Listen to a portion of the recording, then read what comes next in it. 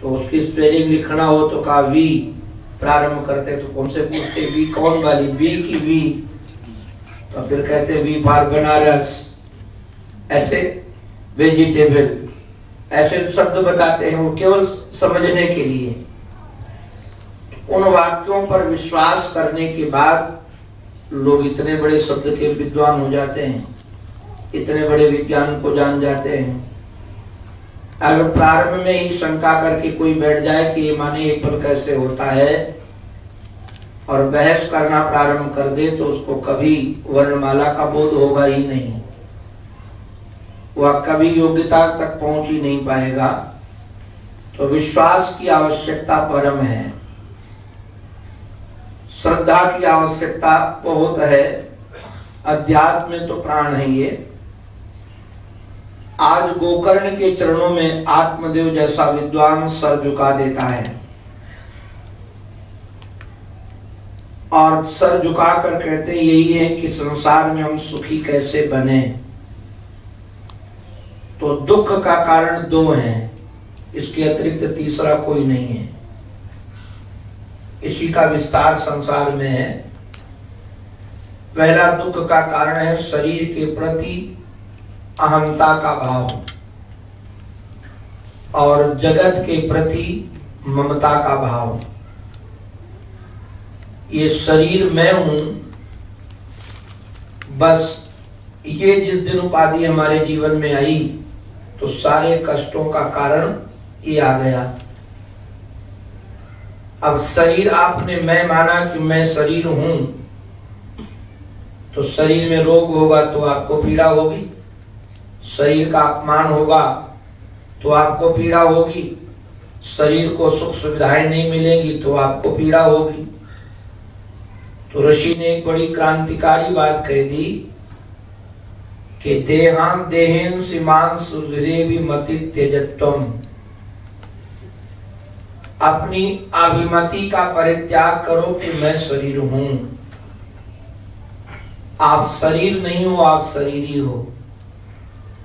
आप देह नहीं, आप देही हो। देह में रहने वाला देही देह से जुदा ही होता है। घर में रहने वाला व्यक्ति क्या कभी घर बनता है कि भाई हम घर में रहते हैं तो घर बन गए?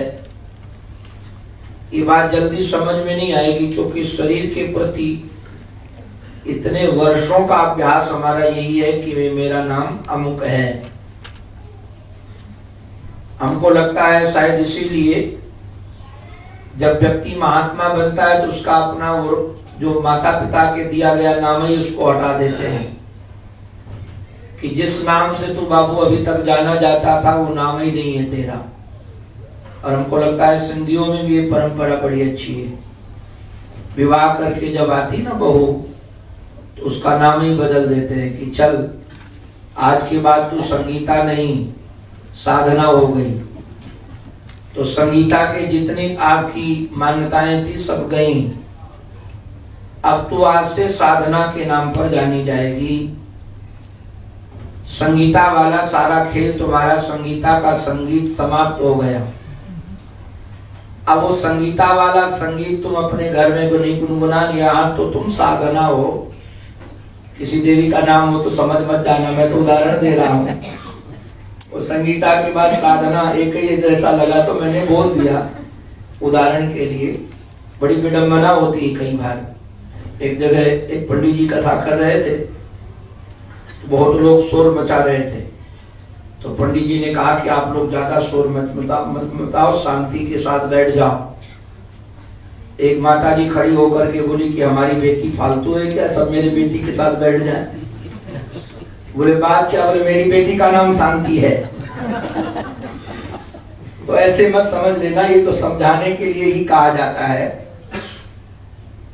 तो ये जो शरीर के नाम के प्रति ममता है आपकी, आज हमने ये मान रखा कि हमारा नाम श्रवणानंद है और इस नाम के प्रति इतना अटैचमेंट है, अगर ये नाम कोई ले रहा हो तो तुरंत कान खड़े हो जाएंगे, कोई क्या कह रहा है। तो ये नाम किसका है? एक शरीर ही का तो नाम रख दिया गया है, और नाम जितने भी होते हैं वो व्यवहार के लिए होते हैं, उनका परमार्थ से लेना देना कोई नहीं है। तो पहली तो शर्त उन्होंने रखी कि पिताजी आप ये समझते हो कि शरीर का नाम आत्मदेव है? ये शरीर आत्मदेव नहीं है। शरीर में तो हड्डी है, मांस है, रुधिर है। आज से सोचना बंद कर दो कि हम शरीर हैं। हम तो कई बार सोचते हैं, ये सोचना बंद कर दो कि हम शरीर हैं, तो संसार की 99% समस्याएं तो समाधान हो जाएंगी। इस शरीर के कारण तो सब समस्याएं हैं। अच्छा, दूसरी ओर बढ़ो। पहले तो शरीर की अहंता छोड़ो और जगत की ममता छोड़ो। जगत की ममता माने ये मेरा है। अच्छा, ये जितने बंधन आपके जीवन में बांधे गए हैं, अच्छा आप लोग नाराज ना होना मेरे ऊपर, मैं एक आपको चुटकुला सुना रहा हूं। वैसे है बहुत सार गर्वित सच्ची घटना है। वाराणसी में एक धोबी बनारस में 80 घाट में गधा लेकर के आया, कपड़े धोने के लिए सब लाद कर लाया था। अब जब वो गधा लेकर के आया तो देखा कि रस्सी लाना में भूल गया, क्योंकि उस रस्सी में गधे को बांध देता था और गधा परिता चलता रहता था। सायंकाल रस्सी खोल करके कपड़े लाद कर ले जाता था। बड़ा बेचारा दुखी था वह धोबी कि अगर रस्सी लेने के लिए जाते हैं तो हमारा घर इतनी दूर है कि आने जाने में ही समय बीत जाएगा, और नहीं लेने के लिए जाते तो इसको छोड़ देते तो गधा भाग जाएगा। बड़ा परेशान हुआ बेचारा, उधेड़ बुन में बैठा था, क्या करूं क्या करूं, कहां से रस्सी लाऊं। तब तक एक महात्मा दिख गए। महात्मा ने कहा क्या बात भैया, क्यों दुखी हो, समस्या बताई। छोड़ देता हूं तो गधा भाग जाएगा, और यदि नहीं छोड़ता हूं तो कपड़े कैसे धोऊंगा, रस्सी मेरे पास में नहीं है। महात्मा ने कहा मेरे पास एक युक्ति है।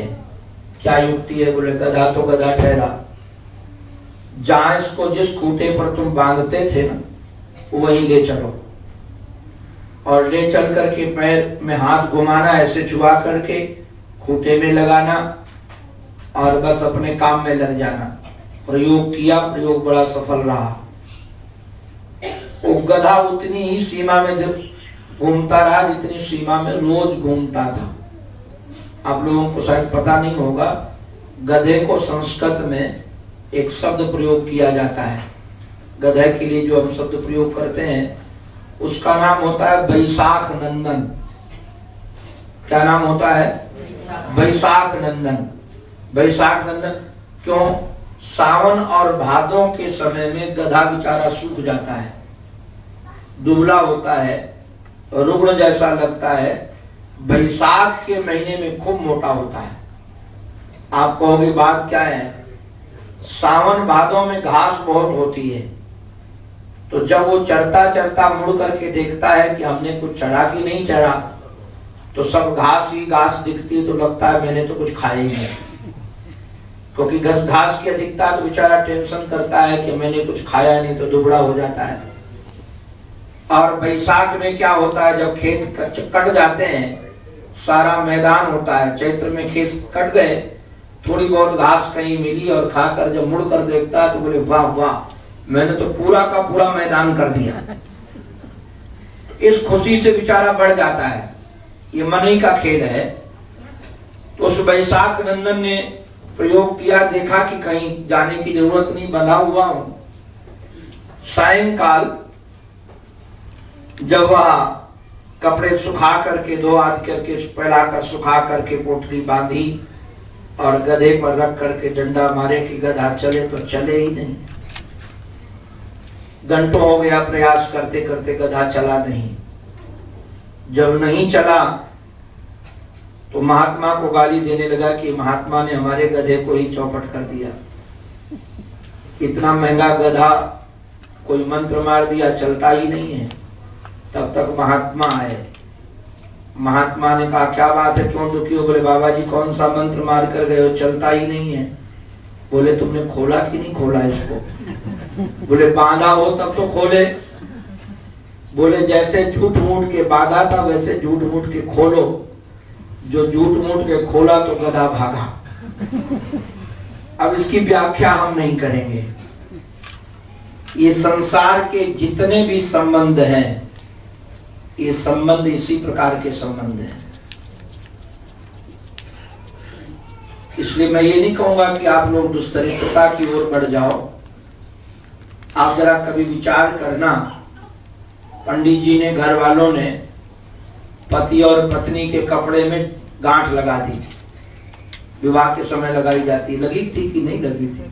लगी थी। अब बंध गए, जब तक जिंदा है तब तक बंधे हैं, मरने के बाद ही छूटेंगे। अब देखिए, एक बालक सामने दिखा, बोले हमारा बेटा है। एक महात्मा हमको मिले, मैं तो दंग रह गया। वो महात्मा हमको नर्मदा के किनारे मिले, बड़े फक्कड़ महात्मा थे।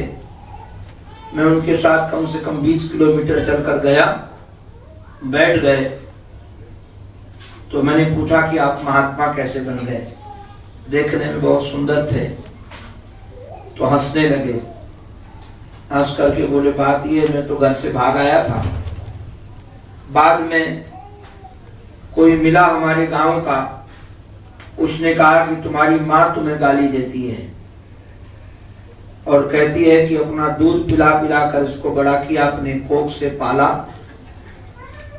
और ये नालायक निकल गया, पता नहीं कहाँ चला गया, मैंने पैदा किया था। तो लगा मुझे कि चलो माँ को समझा के आऊं। तो जब समझाने के लिए गया तो माँ ने कहा कि क्यों रे, तेरे को मैंने 9 महीने गर्भ में रखा और तू हमको छोड़कर चला गया, तूने तो मेरा ध्यान ही नहीं दिया। तो महात्मा ने अपनी माँ को कहा कि तूने मुझे पैदा किया है? बोले हाँ पैदा किया है। तो बोले कोई बात नहीं, मैं मान लेता हूँ, किंतु मेरी प्रार्थना एक ये है कि मैं एक बाल तोड़कर तुझे देता हूँ, मेरे शरीर का एक बाल, तू एक ऐसा ही बाल बना दे। इतना बड़ा बेटा बनाने की तो बात बहुत दूर की रही, तू एक ऐसा ही बाल बना दे, मैं कभी तेरे को छोड़कर नहीं जाऊंगा। माँ बाल नहीं बना पाई। ये हम लोगों को भ्रम है कि हमने ये पैदा किया है, हमारे ये संबंध है।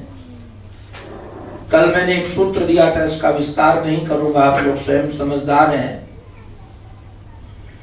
जाया सुतादिषु सदा ममताम विमुंच। कल मैंने कोई सास बहू की कथा कह दी, कल कही क्या, शायद नौका में कह दी, नौका में। तो बाद में मुझे किसी ने कहा कि आपने झगड़ा करा दिया। और एक माता जी ने तो गजब की बात कही, हमको लगा हे भगवान, ये संसार का सच्चा स्वरूप है। वो माता जी ने हमको कहा कि आपने ऐसा कह दिया कि 50-60 साल के बाद बन जाना चाहिए। तो मेरी सास यदि बन चली जाएगी, वृंदावन चली जाएगी, इन बच्चों की